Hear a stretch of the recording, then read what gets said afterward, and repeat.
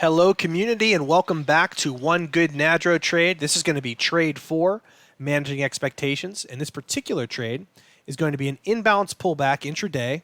And really the important part of this video and why I wanted to make it is because this is one of the best examples I've come across in the last 3 weeks or so of an imbalance pullback that needs to be managed based on the context and the expectations of the day itself. This is just one of those things that not all imbalance pullbacks are, shoot to the moon, hold till close type of imbalance pullbacks.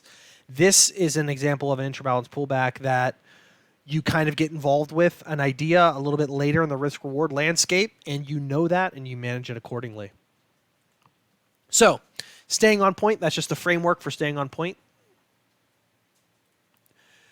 And because this was the first video for the new community, I wanted to do something a little special. So full disclaimer, this video might be a little longer.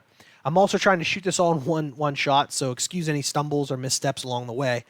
But what's awesome about this video is that I will be focusing on the play I took, which was the imbalance pullback intraday, how I managed the target areas and the expectations and why I exited the way I did.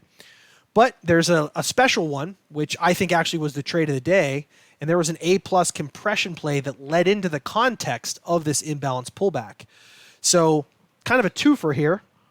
So I wanted to do this and put that compression into the actual video here. So anybody that struggles with compression or when they're good and bad and things like that, maybe you can put together some variables based on some of the variables I present here that helps you filter out good and bad compressions and things like that. But ultimately, this really is about the imbalance pullback, but I couldn't help myself. I wanted to do something a little different here and a little extra for the first video in the new community. So let's dive into this thing. Let's talk about niche. I trade the Ultra Bond exclusively right now. My intraday DVA is RTH. That's the one I lean on the actual session itself. You'll also see a weekly DVA in some of my charts on the same chart with the RTH. I only do that so I can get a sense of scale of price movement on the higher time frames within the daily time frame of what I'm seeing. However, this is a play I made today. Today is August 10th, 2020, and that's a Monday. So the weekly really isn't a true weekly DVA. At this point, it is nothing more than your ETH or your normal NADRO DVA.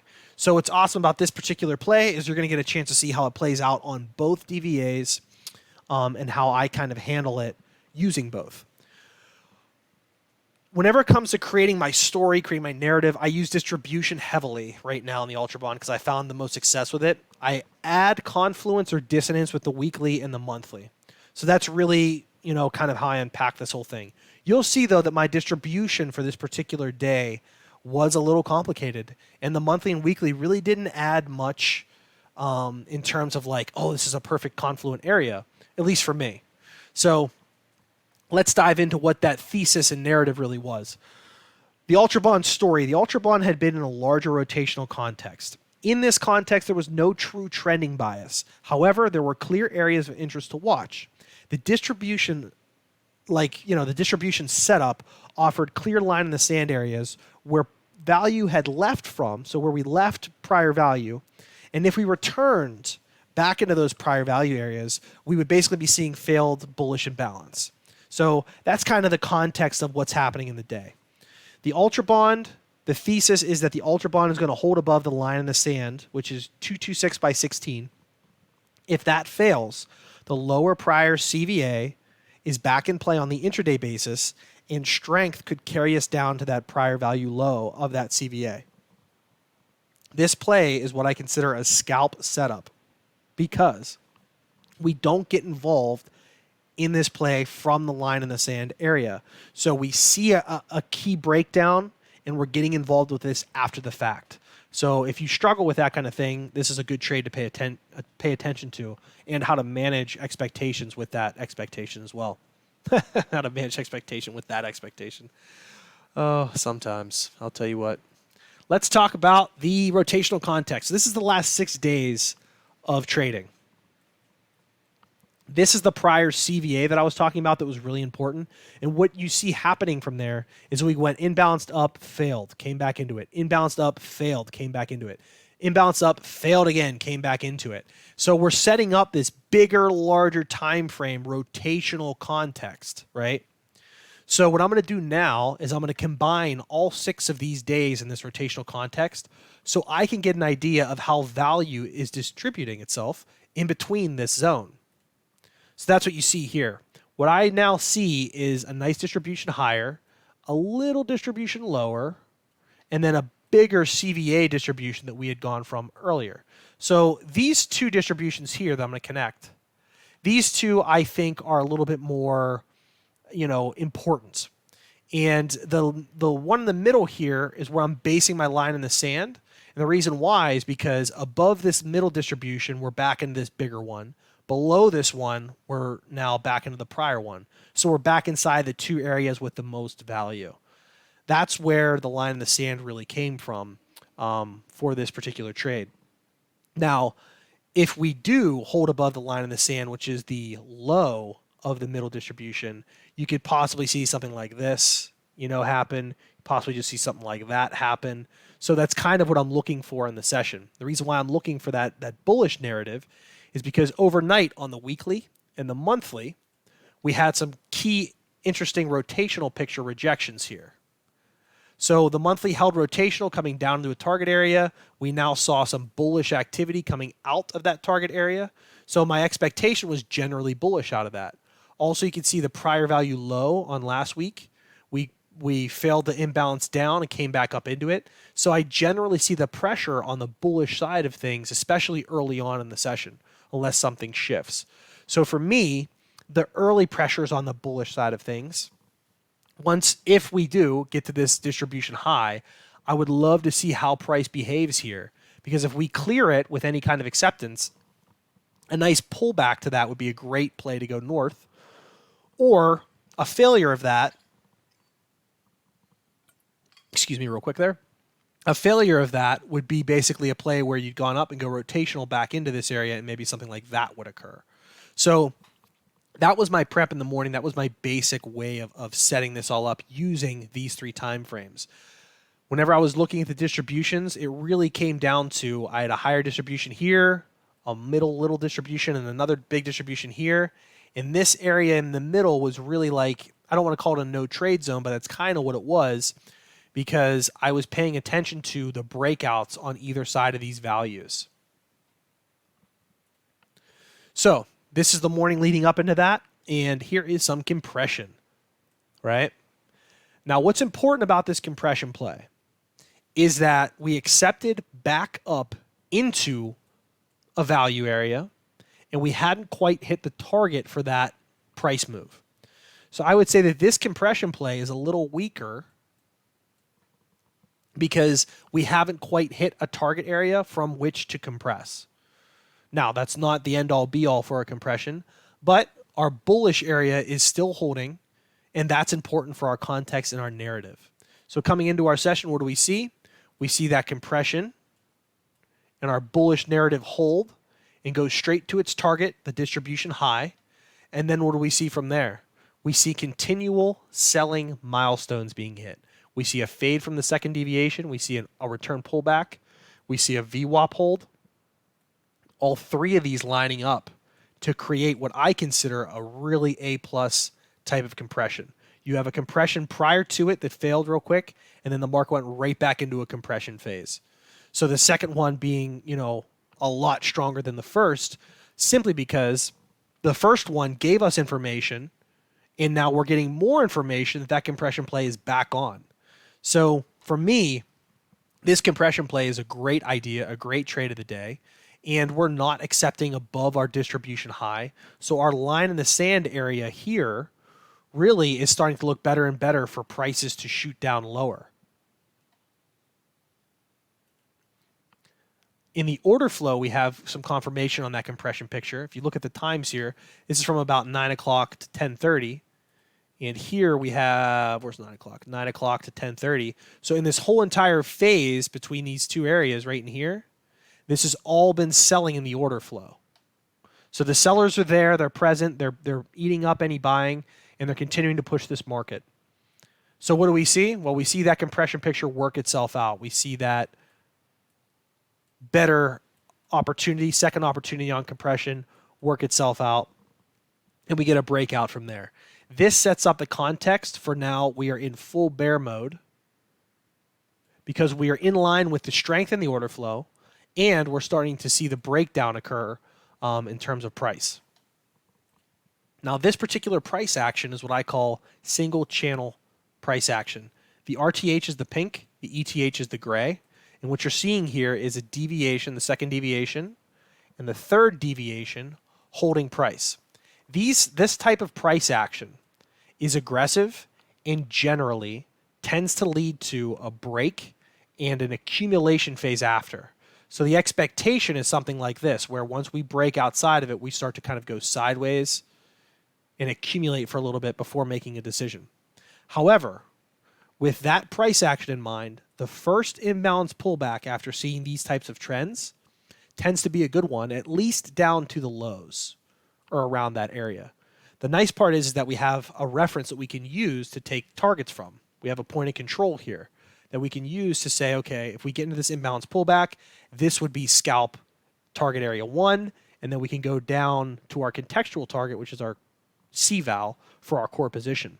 Knowing that we are in a spot where price action is likely to go sideways a little bit. So now let's talk about what those expectations are relative to the context. So now we've set up our context. We've seen a breakdown. The bears are engaged in the market. We're about to get ready to execute on this imbalance pullback. What are we looking at? Well, here's the market generated information and what it's telling me to do. It tells me that I have a valid setup, but I need to be very careful with my expectations. The reason why: 1, relative volume on the day was slightly less than usual for this time of day. And the ATR, the average true range on the session, was already nearing its full range for the RTH. We were close. We weren't quite there, but we were close. This is information that I use to help me gauge continuation scalp ideas, the ATR. 2, the order flow is showing signs of a contextual shift and exhausting for the sellers. In other words, the sellers looked like they had given up, and the imbalance pullback was still on because it's not, like a terrible thing to go against order flow, but we were in a very precarious situation. The weekly and monthly were also near lows. In other words, those lows where we saw bullish activity were starting to come into play on the weekly and the monthly. So really it comes down to, whenever you're executing a continuation idea like this, what am I asking of this market? What do I ask, in terms of energy? What do I ask in terms of, expectation, all that stuff? Not all imbalance pullbacks are the perfect setup to say, oh man, I'm going to hold this one till close. Some of them are clearly scalp ideas that you're really just trying to push to retest the lows of the day and get out of the way. So for me, I ask myself, what am I asking this market to do? And how well does that expectation of what I'm asking set up for the day? So let's take a look at that order flow. Let's take a look at variable, what is that, variable 2 I was talking about here? Yeah, variable 2. So let's talk about variable 2. Order flow continuing down, sellers clearly in control. We see a contextual shift here, and now we're looking at buyers involved in this market heavily. Now, it's not crazy, right? We're dancing around the zero line for both the RTH and ETH. This upper one here is the ETH time frame, and this one down here is the RTH time frame. So it's nothing like, crazy that we've gone below and we're covered zero. We're not pushing extremes in the order flow on this market. We're kind of in a rotational range in terms of order flow. But we are seeing a clear contextual shift. So the buyers now push themselves into a controlling position, at least on the aggressive side. We also see that contextual high shift. So we see that VWAP area hold on the monthly. We're seeing the prior value low for the weekly set up for an imbalance pullback, which gives us a little confluence. But we got that nice little rejection here, so we're managing our lows accordingly to this area here. On our market profile, what we're expecting to see for the short is that we've already built a distribution here. We've left it in F period, and now we're looking at G period, kind of holding the single prints, and we want to see a new distribution start to form down below as well, leaving the single prints in between. That would make sense for what we know about market profile. So we have some factors lining up here in the bigger context. The ATR, this is how I gauge ATR. I take a range bar on the daily session. I make a range study and I put a simple moving average on it. That's a little trick I learned from Merritt. And we're at already about 2.5 points. And if you measure this to this, we're already at about 2 points. So we have about a half a point left, which in the ultra bond world is a decent amount of risk reward. That's a good 16 ticks, which is a lot of space for this market to move.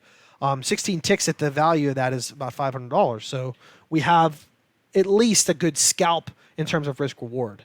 Really, our risk is back up here at our line in the sand, and our reward is a little lower that you can't really see on this picture right now, but it's a little lower than this. So we're about halfway in between.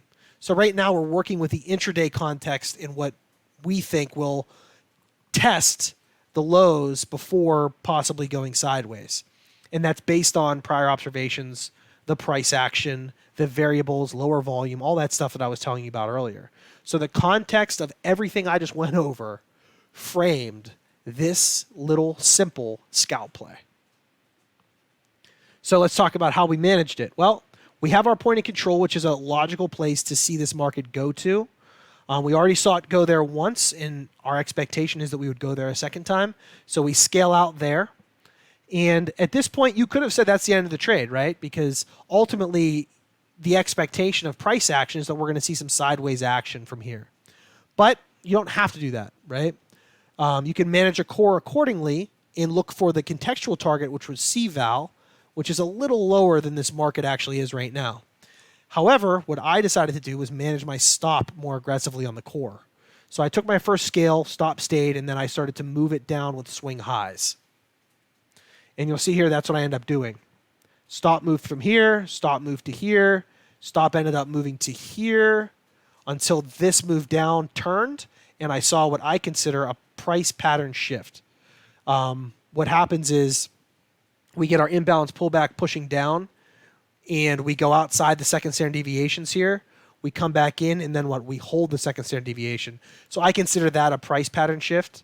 And once I saw the turn there, I exited accordingly. And my expectations on the trade were met because this ultimately was my target here. We got really close to that by about 2 or 3 ticks, not going to split hairs over it. And we started to see a pattern shift intraday. It made all the sense in the world to stop pushing my luck at this point. Now, if you were doing a 3-scale system, yeah, you could definitely still be holding a core up here and taking your second scale where I did, because ultimately this is the distribution narrative that we're looking at, right? 2 distributions separated by some single prints in the middle here. So if you did break above this level, that would be a clear contextual reason to be out of the trade. So let's take a look at that trade just in general. Like I said, you can see that distribution narrative a little bit more clearly, and you can see just how price behaved with our first compression trade of the day, and then our imbalance pullback area here for continuation. You can see the order flow context. After the buyers came back in, what happened to order flow? We went sideways on the day. So order flow also was telling me that I wasn't seeing further aggression from the sellers. In other words, we were holding above the zero. We weren't seeing that aggression really push back in on the sell side quickly. So our expectations were that we would go sideways. Ultimately, this is the higher, bigger time frame picture of it. And this is the end of the day. And that's what ends up happening.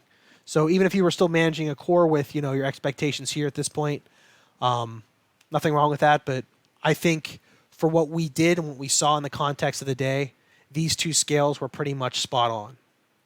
So in summary, managing the expectation of a trade is critical to your own style of trading. First and foremost, expectations need to be set using the context of the market. Your trades will never be perfect. Your context will never be perfect. Sometimes you'll get a situation like I did here where you do happen to do things pretty close to perfect.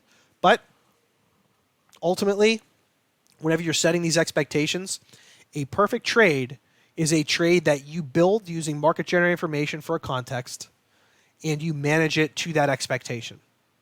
If it goes for 10 years after that in that direction, doesn't matter. Your trade was perfect because you managed it with the expectations of that trade.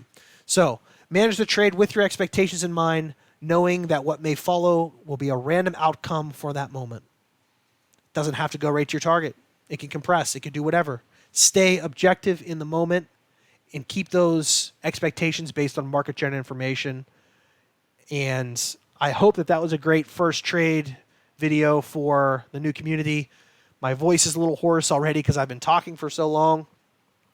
But, any feedback or whatever, let me know. I hope you guys appreciated this. I'm sorry for the length on it, but this was obviously a much more complicated setup. You could see that from the context all the way through to, where we executed and things like that. So, keep up the one good trade. Keep up the good work, everybody. And let's just keep getting after it.